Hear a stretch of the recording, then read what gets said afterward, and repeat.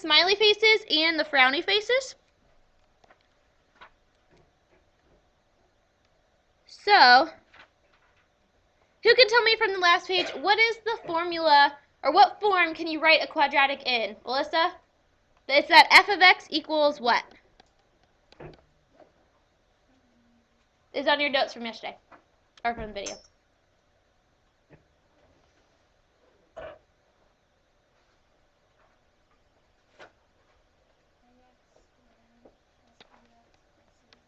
ax squared plus bx plus c.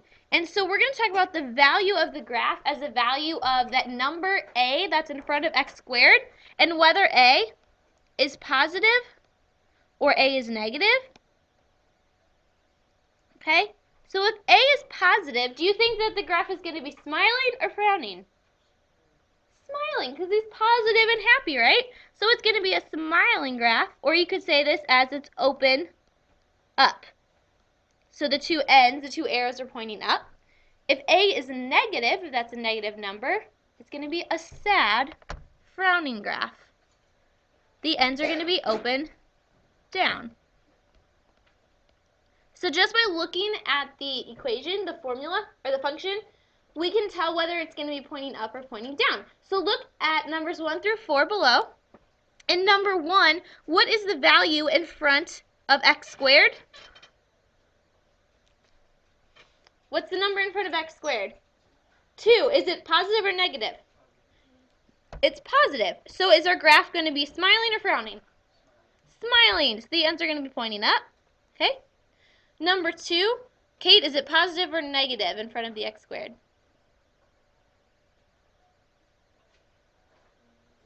There's a negative 2 in front of x squared, so it is negative. So Tom, does that mean our graph is going to be pointing, or the opened and up or down? Down. It's going to be frowning. Number 3, John, is this positive or negative function? Negative, because the number in front of x squared is negative. So again, we're going to be frowning, or it's going to be open down. And number 4, Lindsay, is it positive or negative? Positive. So we're going to be smiling. And the ends are going to be pointing up. Okay? So now we want to match the 4 of these functions to the graph below. But we have 2 that are positive and 2 that are negative. So we need at least one other piece of information to tell which one is which. And we are going to look for the y-intercept, because that's pretty easy to find. How do you normally find the y-intercept if you're given an equation? What do you have to do to find the y-intercept? You got to plug something in. What do you plug in to find the y-intercept?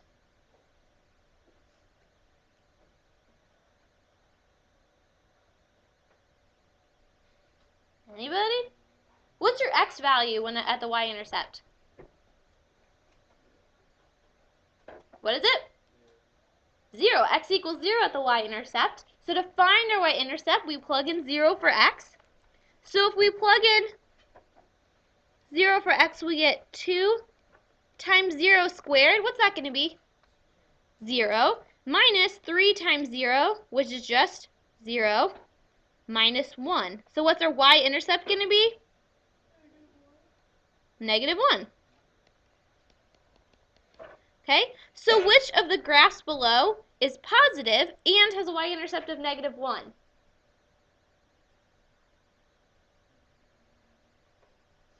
Katie, which one of these is positive and has a y-intercept of negative 1? D. Our y-intercept here is negative 1 and it's open up. So number 1 is D. Number 2, we know it's negative. Just looking at it, what do you think the y-intercept is going to be? Negative 1. Because if we plug in 0 for x, these will both just be 0, and we'll have minus 1 left. So which of the graphs is negative and has a y-intercept of negative 1? Well, B and C are both negative. Which one of those has a y-intercept of negative 1? C crosses y at negative 1. So number 2 is C. Number 3 is also negative. What's our y-intercept going to be on number 3? Positive 1. So B is also negative, and B crosses the y-axis at 1. So our answer is B. So that just leaves us with A for number 4. Let's check and see if it works. We have that it's supposed to be positive. Is our graph positive? Yes, it is. What's the y-intercept on our graph? It crosses the y-axis at 1. And let's see, if we look at our equation, if we plug in 0, we will in fact get that the y-intercept should be positive 1. Right? Any questions on matching these up? Alrighty, looking down at the next section.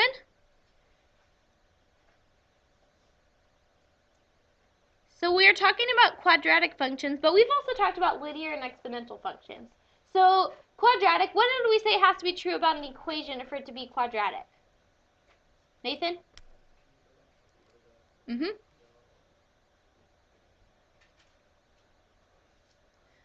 What has to be true about a function for it to be quadratic? What did we say at the very beginning?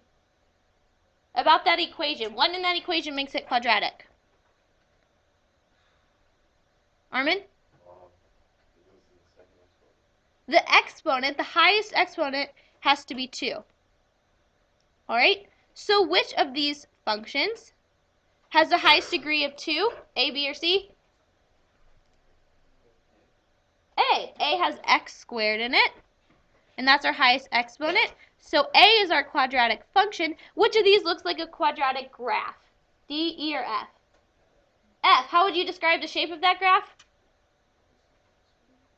It's a smiley face, it's a U, it's a parabola. That is our quadratic graph. Alright, so let's go to linear. What's the formula for a linear function?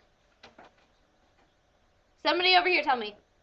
Everyone should be able to tell me what's the formula for a linear function. Y equals mx plus b, thank you. Okay, can we manipulate one of these to look like y equals mx plus b? One of our formulas, our equations? Which letter looks like it's going to be, could be written in the form y equals mx plus b? I'm hearing multiple things. Okay, who says B?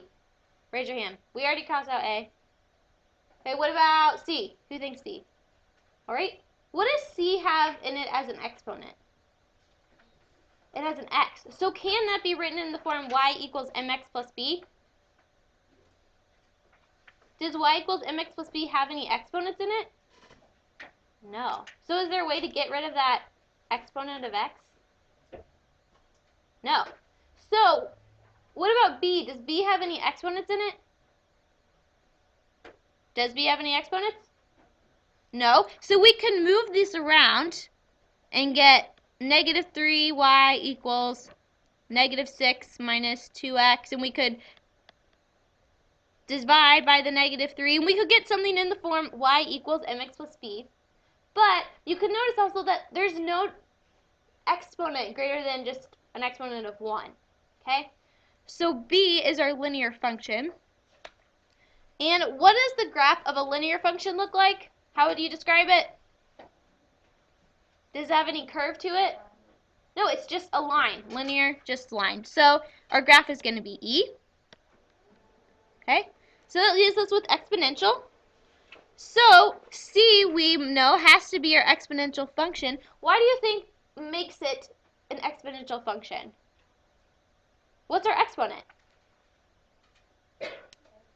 It's x. It's not a number, is it?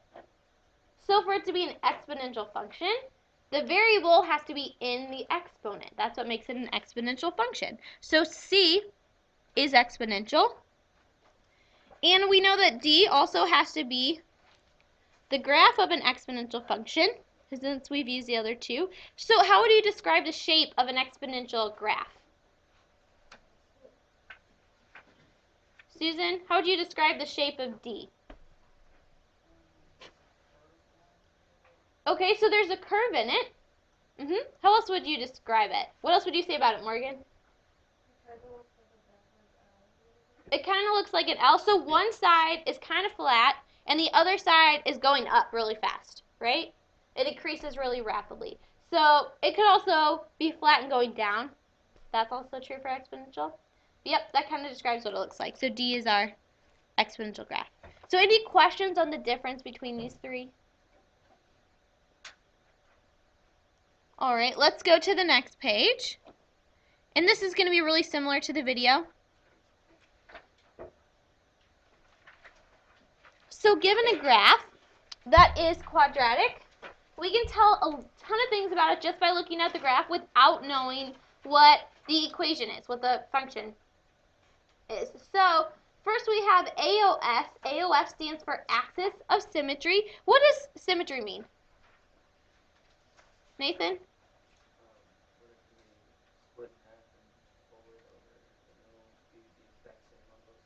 Exactly, when you can split it in half some way and fold it so that it'll be exactly the same. So we talk about a heart is symmetric, okay? Where do you fold, or where could you draw a line on the heart so that if you fold it over, it's the same on both sides? Where would your line go? Would it go across? No. How would you do your line?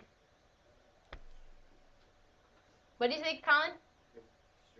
Straight up and down, right? Right through the middle. If I drew a line here, I could fold it over on my not really perfect heart, but it should be the same on both sides, right? If you do a line straight up and down. So that line is the axis of symmetry. It's the line on which you can fold it, and it's the same on both sides. So where would that axis of symmetry be on our parabola, on our graph? At -1, at what equals -1? At x equals -1. Okay, we could draw a line through x equals -1 that's going straight up and down. And do you guys agree that if we fold our graph in half, it's going to be the same on both sides? If we fold it along that line? That the curve, the U, will be the same on both sides? Yeah, I think so. You can test it out. You have a piece of paper. But that is our axis of symmetry, and we're going to write that as the line x equals -1. So it's the line going up and down, going through x equals -1. Our vertex is the point on our graph where it changes direction. So it's either going to be the lowest point, the bottom, or it's going to be the highest point, the top. So our vertex is at this point here at the bottom. What are the coordinates at that point? -1, and what's the y value? -9. So that is our vertex. We also can find the x-intercept. So where does this cross the x-axis at? Alyssa, what's one place where this crosses the x-axis?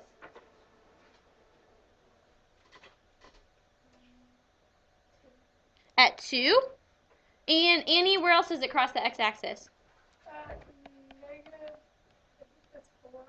Yep, -4. So we have 2 x-intercepts. What about our y-intercept, Natalie? Where do we cross that? At -8. Yep. Is this graph positive or negative? Is it smiling or frowning? It's smiling, so it's positive. It opens up. The domain. The domain is all the possible values for x that we could put in to get an answer for y. So we can test this by looking at our x-axis and seeing all along this x-axis, do we get something on our graph? So if we kept going to the left and to the left and to the left, does our graph still continue all the way to the left?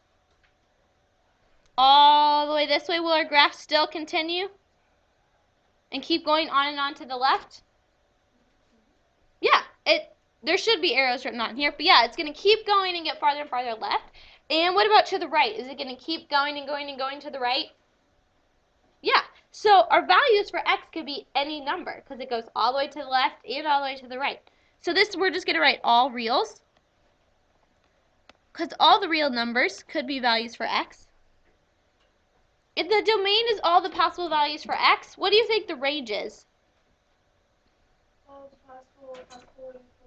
All the possibilities for y, exactly. So is there a highest point on this graph, or will it keep going up and up and up and up and up along the y-axis? It's going to keep going up. What about down? Is it going to keep going down? No. So we have to find what's the lowest point, the lowest possible value for y.